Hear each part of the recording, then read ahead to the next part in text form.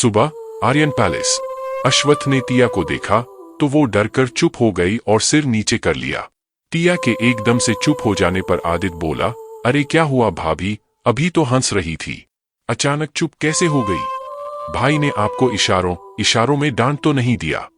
टिया उसे शॉक्ड होकर देखने लगी और हैरान होकर उसके मुंह से निकला, भाभी? तो सब उसे देखने लगे।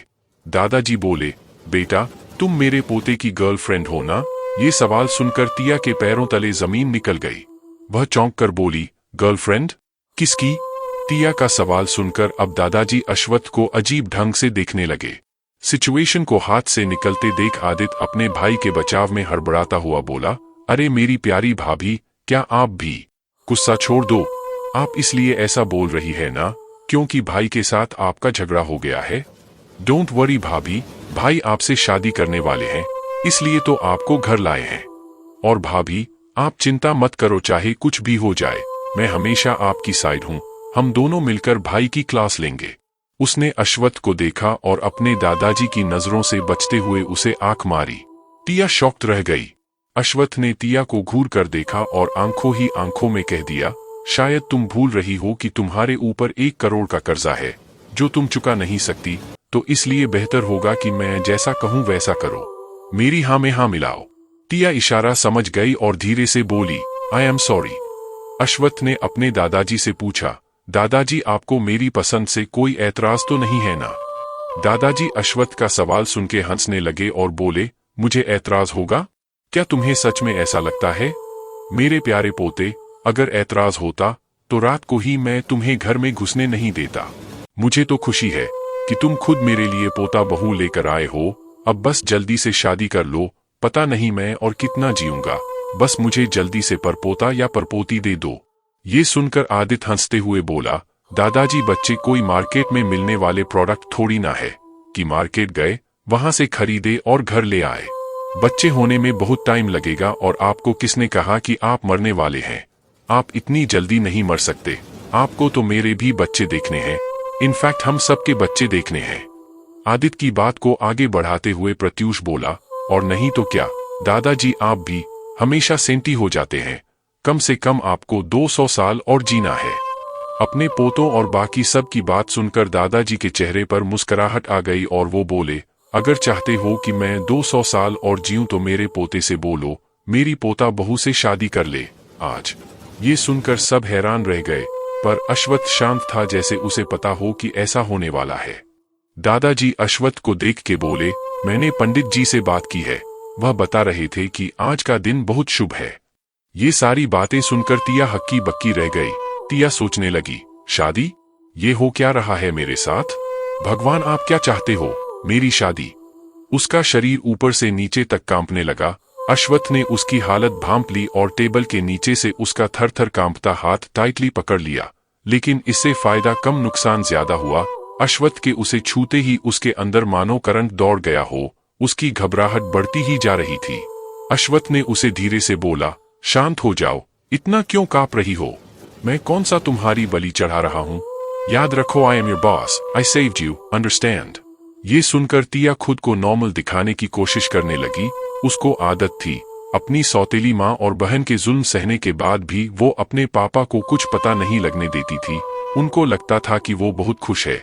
अपना दर्द छुपाने में उसने महारत हासिल कर ली थी। अश्वत्थ उसकी उंगलियों के एक्यूप्रेशर पॉइंट्स को दबाने लगा।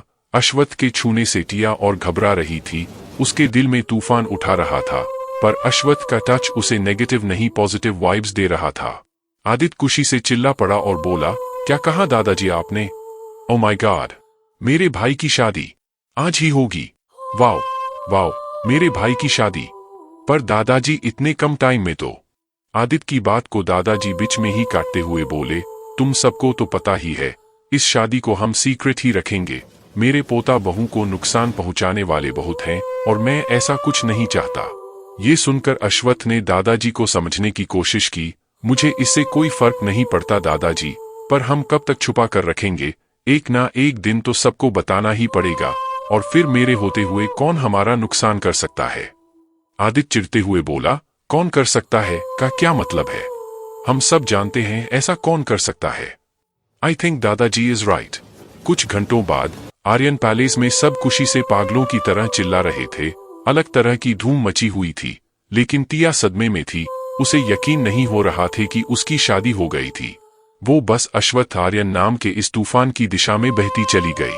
अश्वत्थ ने उसे जैसा कहा वैसा ही करती गई।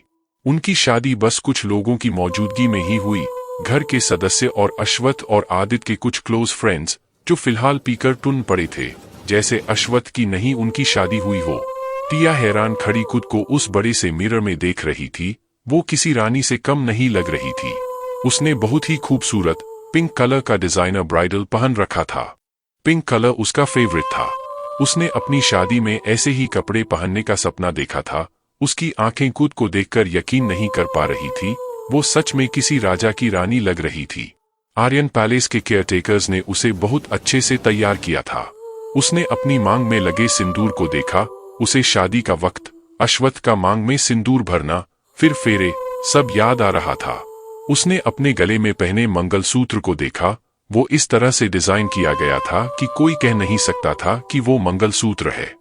वो एक तरह का डिजाइनर पतली चेन का नेकलेस था। उसमें डबल का सिंबल था। वो बहुत ही प्यारा और खूबसूरत था। वो ध्यान से उस मंगलसूत्र को देख रही थी। वो बोली, डबल मीन्स? सर का नाम क्या है? और सोचने लगी। तभी अश्वत्थ बाथरूम से नहाकर बाथरोब पहनकर बाहर आया और बोला, डबल मीन्स अश्वत्थ आर्यन। टिया आवाज सुनकर डर गई और हड़बड़ा कर वहीं गिर पड़ी। उसने सिर उठाकर अश्वत्थ को देखा, जो अपने बालों को सुखाते हुए उसे अजीब नजरों से देख रहा था। वह बोला, इतना डरने की जरूरत नहीं है। तुम्हारे साथ मैं कोई जबरदस्ती नहीं करने वाला। तुमसे शादी करने का मेरे पास एक सॉलिड रीजन है, और जैसा कि मेरा तुम पर 1 करोड़ का कर्ज है, तो तुम वही करोगी जो मैं कहूंगा, समझी? टिया ने जल्दी से हाँ में सिर हिलाया। अश्वत्थ बोला, तुम कुछ बोलती क्यों नहीं? हमेशा ऐसे गूंगी बहरी की तरह रिएक्ट करती रहती हो। टिया डरते हुए बोली, जी मैं समझ गई। तो अश्वत्थ कड़क होके बोला, चलो मैं तुम्हें क्या करना है वो समझाता हूँ। उसने टिया का आर्म पकड़ लिया और उसे खड़ा किया। टिया तो डर के मारे कांप रही थी। अश्वत्थ ने उसे सोफा पर बिठाया और खुद भी बैठ गया। तुम्हें मेरी सारी बात माननी पड़ेगी, और जाहिर सी बात है कि अब तुम मेरी वाइफ हो तो तुम्हें पता तो होगा ना वाइफ के काम। टिया बोली, हाँ, और अपने उसी कड़क अंदाज में बोला, मैंने तुम्हारे कॉलेज के डीन को तुम्हारी 2 हफ्ते की लीव एप्लीकेशन दे दी है, और एक बात अच्छे से अपने छोटे से दिमाग और दिल में उतार लो, तुम मेरी हो। अगर तुमने मुझे धोखा देने या मुझे छोड़कर जाने की सोची भी, तो मैं खुद भी नहीं जानता कि मैं तुम्हारे साथ क्या करूंगा। एंड डोंट वरी, तुम्हारी फैमिली की तरह यहाँ पर कोई तुम्हारे साथ मिसबिहेव नहीं करेगा। अश्वत्थ टिया को आगे कैसे जीना है, उसके सारे रूल्स एंड रेगुलेशंस बताता गया, और टिया बस हाँ बोलती चली गई। उसके अलावा वो बोल भी क्या सकती थी। अगली सुबह आर्यन पैलेस।